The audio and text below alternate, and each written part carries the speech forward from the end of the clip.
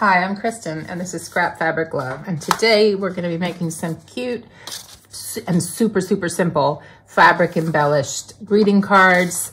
You can use just scraps of fabric that you fussy cut, or bits of lace, things like that, or little offcuts from quilted projects, tiny micro quilt blocks, all sorts of stuff like that. These are so easy and they're so addictive. I've been making tons of them this week. So all you really need is some blank greeting cards. I got a bunch from someone on eBay who was just selling them, but I'll put a link in the description for where you can get them on Amazon or wherever. Fabric scraps, obviously. You need some sharp scissors for some fussy cutting. Optional, but kind of really useful, a glue stick or some other kind of glue just to temporarily tack your design down on your card. Some thread, either matching the card, in this case, or your scrap, I guess. And also optionally, stamps and an ink pad.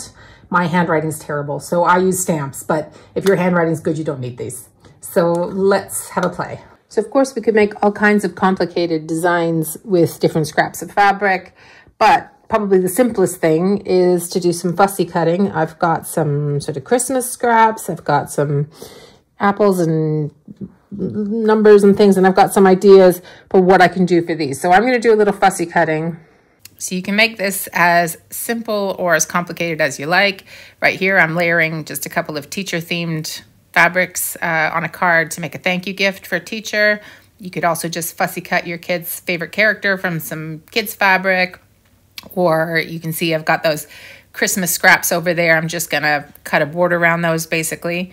Or you could just find a pretty fabric that you know your friend would love for a birthday gift and just cut a little rectangle, or if you already have a little scrap or crumb. And these cards just end up looking so much more impressive than the sum of their parts because it's just a bit of fabric, some stitching, and a stamp or your nice handwriting. And people get really impressed. I get lots of comments on these cards when I give them. Other ideas would be to use leftover applique shapes from other projects. Maybe you cut too many, things like that. Or if you have an AccuQuilt system, you can always use get creative with some of the shapes from the dies you already have. So once you've cut out the fabric you want to use, just take whatever kind of glue you're using and put just a tiny bit on the back so you can tack that fabric in place where you want, centered on the front of the card or whatever you like.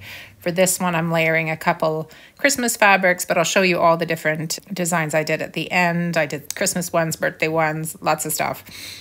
So whether you're tacking down 2 pieces or 1, just a tiny bit of glue on the back, and then we can get sewing.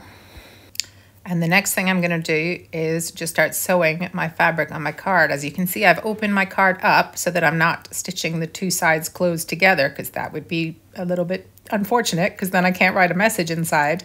I'm using a zigzag stitch here. You can also use a straight stitch. This isn't something that's going to go through the wash. We're just trying to decoratively attach our piece of fabric, so you can use whatever stitch you like, really. I can already hear some of you going, can you really stitch through paper and card? Well, I stitch through paper all the time while I'm doing foundation paper piecing. Obviously that's thinner than card, but I have done this a lot. I've done it on this FAF machine, which is a Quilt Expression 720. I've done it on my Janome 1600p, and I did it previously on my Janome 430 QDC when I used to make all sorts of fabric embellished gift tags. I've got another blog post about that. I'll put the link in the description. But basically, I haven't met a machine yet where I can't sew through card. My tips would be sharp needle and like a thin thread, like 40, 50 weight, not like a 12 weight, because that makes it a little bit more difficult. But otherwise, I've never had any issues with this technique. Once you've attached your design, you should just have a couple of threads to trim, maybe one on the front and one on the back. And that is your card pretty much done, except for whatever you want it to say on the inside and on the outside. So I had to resort to handwriting for this one. It's a lace 13th anniversary card, like the traditional anniversary gifts for my husband in a week or so. But I prefer to use stamps because I don't love my own handwriting. So this is the teacher thank you card that I was fussy cutting at the beginning of the video. There's all sorts of different kinds of stamps you can get out there. This is one of those ones with the, you get the acrylic block and then you put different silicone stamps on top so you can kind of repurpose the block, but you can also buy these kinds like I have for the Christmas one.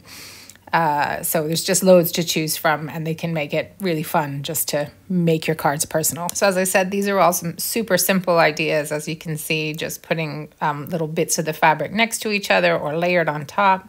I have got loads of other ideas for cards like these though, so if you want some more intricate ideas, do let me know. I'm happy to make other videos, but I do have to say I love the simplicity of these cards, and some of my favorites are the ones where I grabbed like a mini orphan block, like this purple and white log cabin here, or just a bit of quilted offcut. I don't even know what this was from, but you could use, you know, like when you have to cut off the corners from a quilted bag, if you're boxing it or something like that, you could use those on the front of a card. So many possibilities.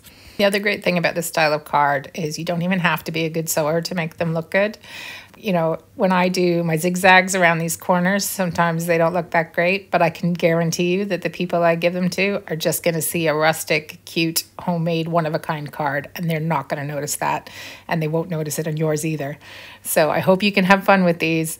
If you want more scrappy ideas, then make sure to subscribe if you haven't already, and check out the links in the description for more fun, scrappy gift-giving ideas as well. I hope to see you next time. Thanks so much for spending time with me. Bye.